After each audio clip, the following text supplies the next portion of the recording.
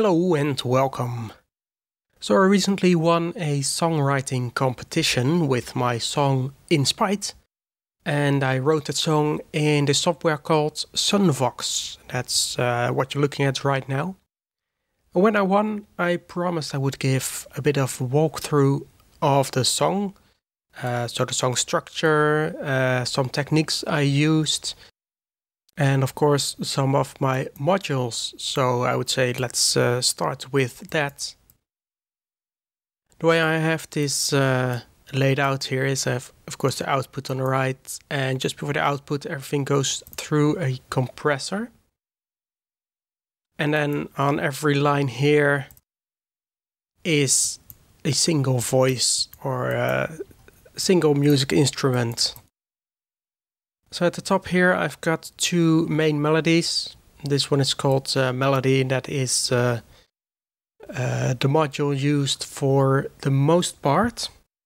And it starts off with the multi-synth here that drives two spectra voices that are just slightly different. And one is panned just to the left, the other is panned just a bit to the right, which gives a nice stereo effect.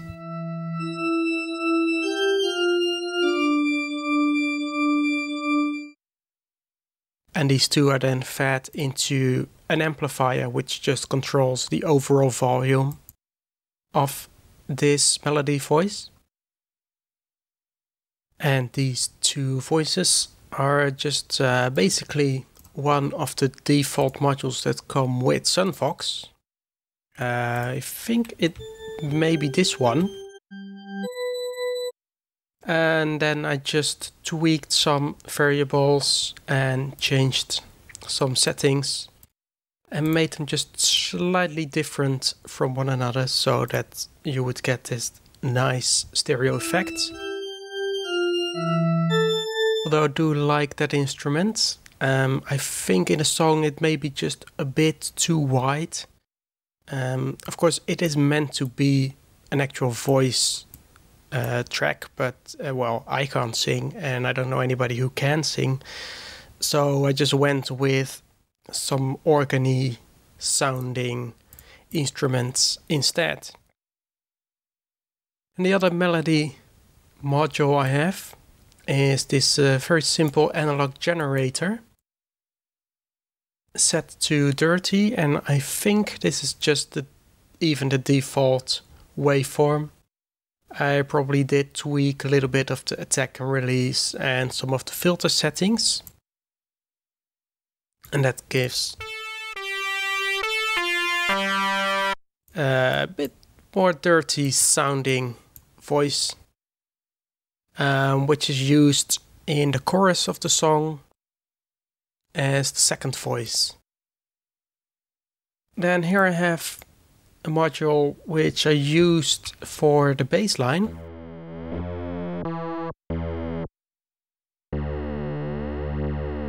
And it's actually one I made myself. So we can have a look at the module itself. So very simple, it's just an analog generator. Again, set to dirty, but for this instrument I did mess a little bit with the waveform. Attack and a bit of a release. The main thing that makes this sound is this very high resonance and this attack and release on the filter.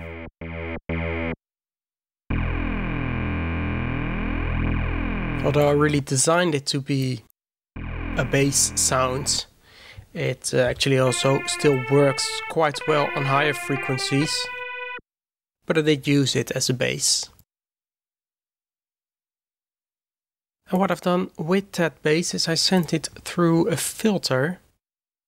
If I just do this, just with the filter like that, you hear it's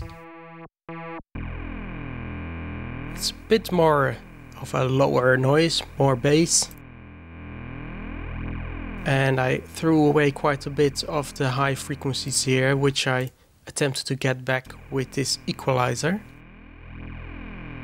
Now what I did, I just connected the same bass back to the compressor, so you get the sound coming through these filters, and you get it just raw like that, and that makes it just very, very deep sounding, and I quite like that.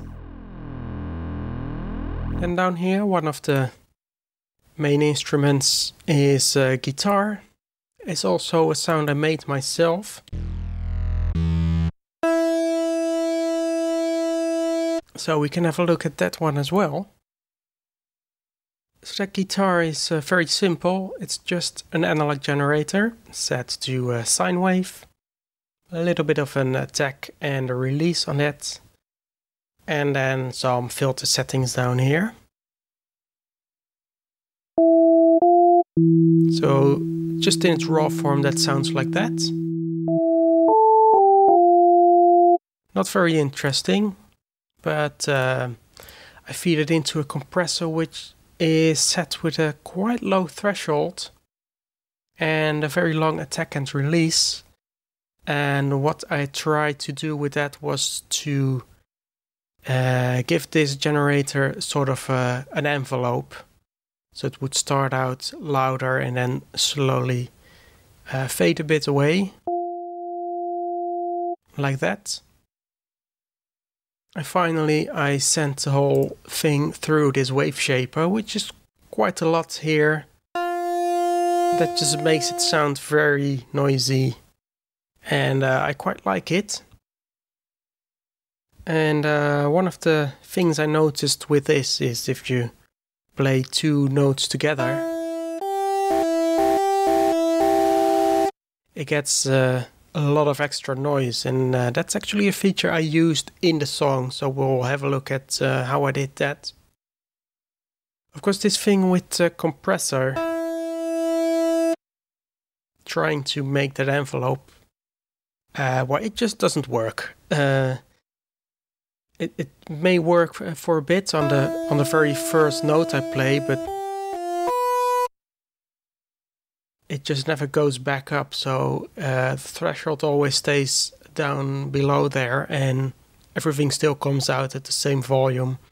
It's just that the first note you play is louder than the rest, and that was not what I was trying to accomplish. So this setup is not working as I intended, and I am looking for something better, or maybe I just completely bypass it for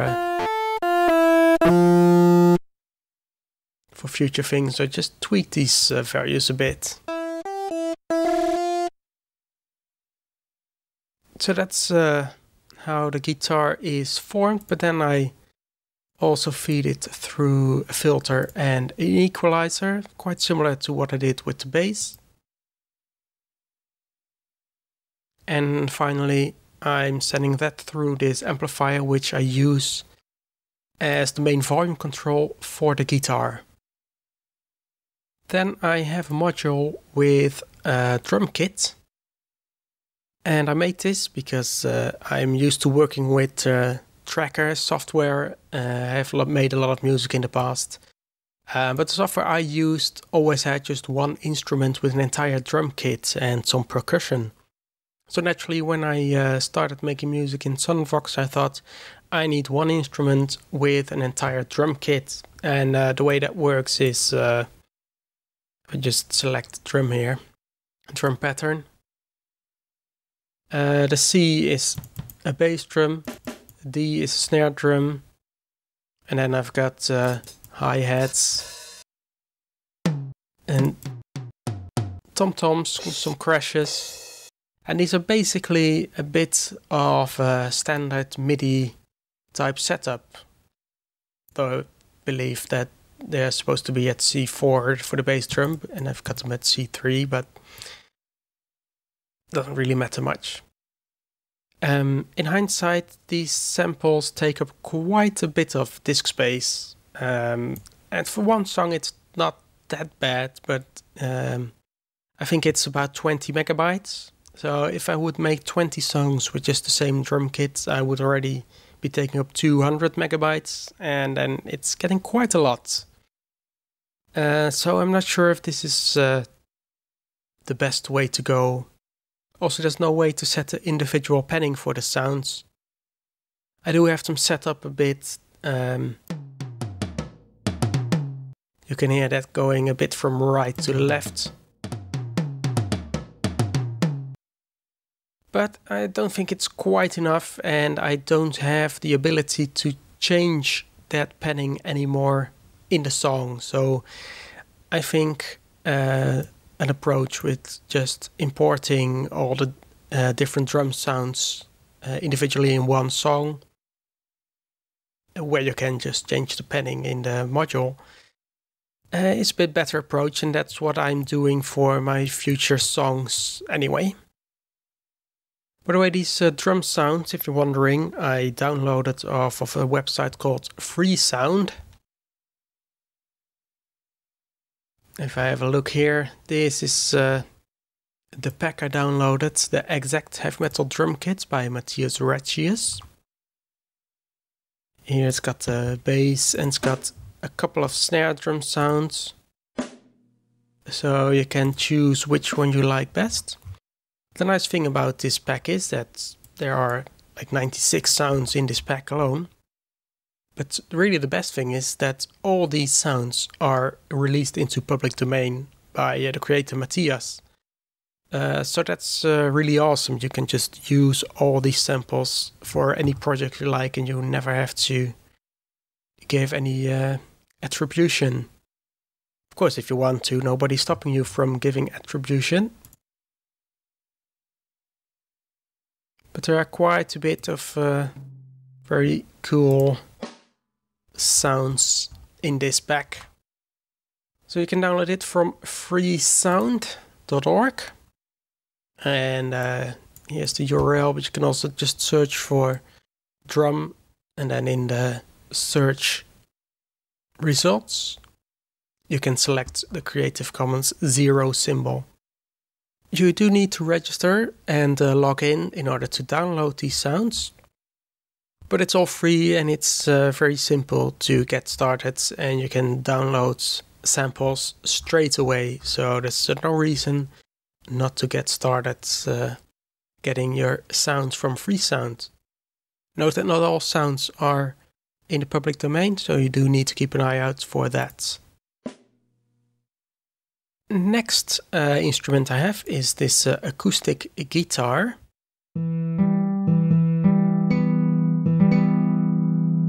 Which is another sampled instrument. And I got these sounds also from Freesound. In the pack, nylon guitar single notes by user Speedy. All these are also licensed public domain. And I just used the pluck sounds. But you can get a lot of other guitar sounds in this pack. So it's a very nice pack to get your guitar samples from if you are looking for some good guitar sounds. I did add this multi-synth in front of this guitar here because when I made this module, I've probably made it 1 octave too low, so I'm rectifying for that in this multi-synth. And the main background loop is what I made with this guitar. That's what that sounds like. I originally made that with this electric guitar. So that's what that would have sounded like.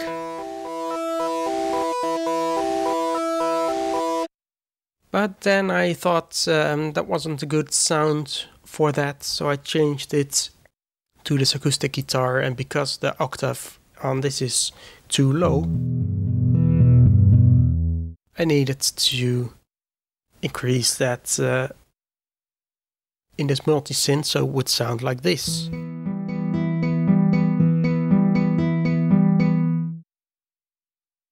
Anyway, that's why I have that there. And then I'm also sending this through an EQ, an equalizer, just to get a lot of the high sounds off and changing a little bit so it would fit better in the song.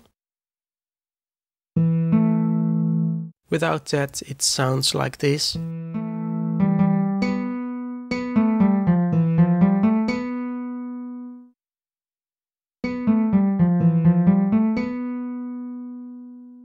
So it just takes that very high edge off, nothing too major.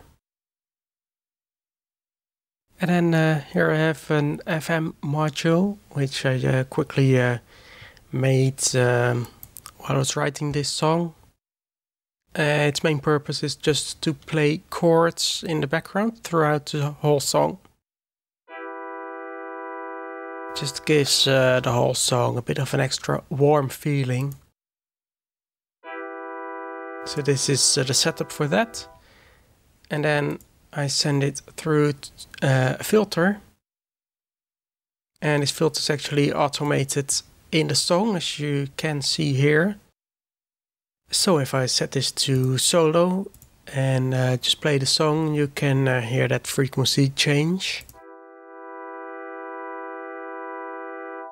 It's a very subtle effect, but I think it works quite well. And then finally I've got this synth violin, which is again one of the default instruments that comes with SunVox. And I use that in the chorus just to add another layer of chords. So now we've seen that, let's have a look at the basic song structure.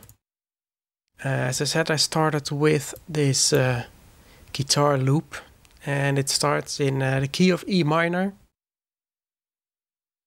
and just progresses a little bit,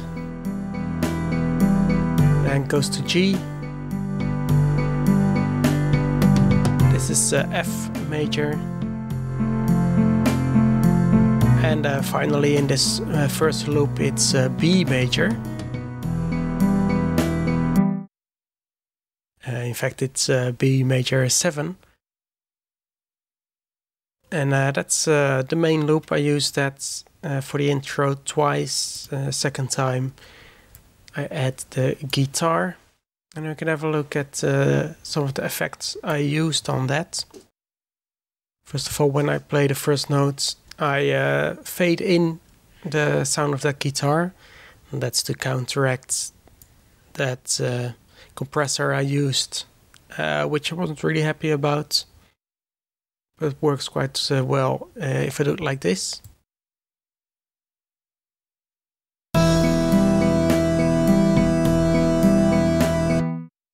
And then when the first note reaches this point, I add an effect to it. In this case it's effect number 4. And if we have a look in the SunVox manual, we can see that effect 4 is a vibrato. The frequency is set to 20. And I use that throughout the song, so that never changes. But the amplitude here does change a little bit. I started off with 8, but later on, for example here it's 10 and changes even more. Over here it just oscillates a bit from 8 to 10 and back to 8 and back to 10. What I write here, just as the first note ends and the second starts, I end a note here with an effect 1D. And again, if we look in the manual, 1D is the delay effect. So this delays the start of the note until the tick in the current line. In this case is tick number 2. Of course, this is not a note that starts, it's an end of notes. So what happens is this E4 plays for just 2 ticks longer on this line. And that means it just plays for a very short amount together with this G4. And then what happens is what I talked about earlier. If you play 2 notes together on this guitar, it adds a lot of extra noise, and if I do that for just a very short amount, it gives a bit of a feeling like this G4 is actually struck on the guitar.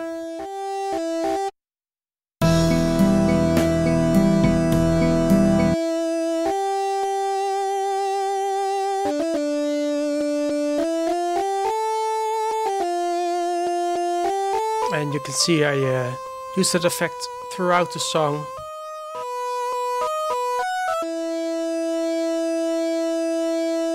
So every time the note changes, there is this delay effect.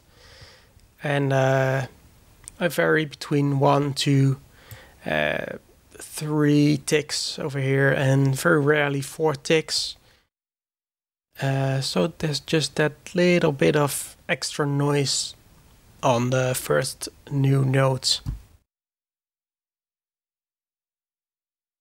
Well, and once we have had that intro over here, I've got 4 more bars of E minor that just ends the intro there. I say it's 4 bars, but of course it's in half time. You can see the snare drums here are on the 3rd beat. So effectively it's more like 2 bars. And after that we get into the first verse.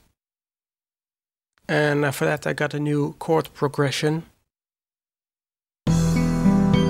So again it starts with E minor, and then goes to C major, A minor, this is F, and G. And that repeats again, so we've got those 4 bars twice in a row, and the melody is played on top of that. So that's just one line of the melody. Interestingly though, I noticed when I reach the end here, I go through this A minor, and then F major and G major. And then we go on to the bridge, which resolves to the C major here. So I'm not really sure how that happened, but for some reason I modulated during the chorus here to C major key. And that's why well, I call this bridge, but really it's a pre-chorus. So in this pre-chorus I'm just trying to get back to the key of E minor. So that's C major. And this is E minor, G. And we get back to the B minor, and so we're back in the key of E minor, exactly here where the chorus starts. So just before the chorus starts, I add these strings here. And they play throughout the chorus. And this is also where I introduce the second voice. So if I just play that.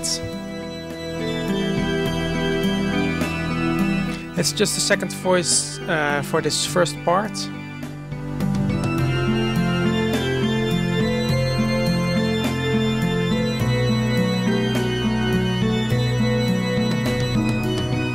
And here they actually go into a dual, so I get second voice, first voice, back to the second voice.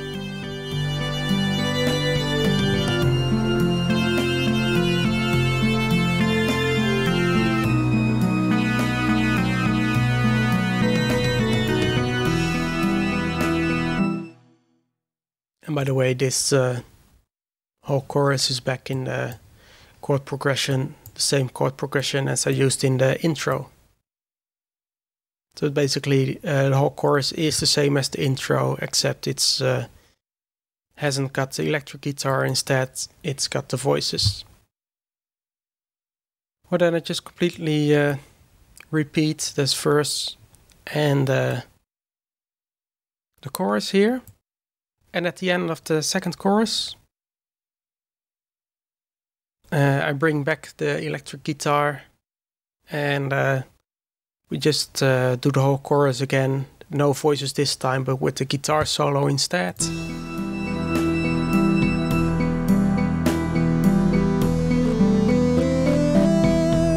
And you can see I use the same effects here. So that's the vibrato effect number 4 and the delay effect 1D at the end of each note.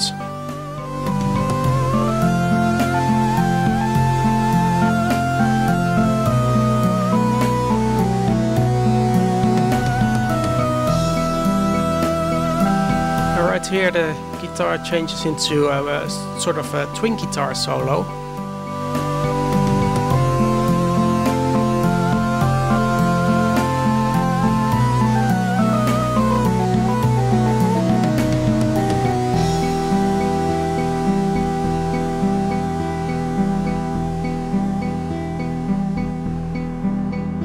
And finally I have just an empty bar. And the only thing in this bar is this code right here. That's effect number 30. So let's have a look in the SunVox manual. Number 30, stop playing the song. And that's exactly what that does.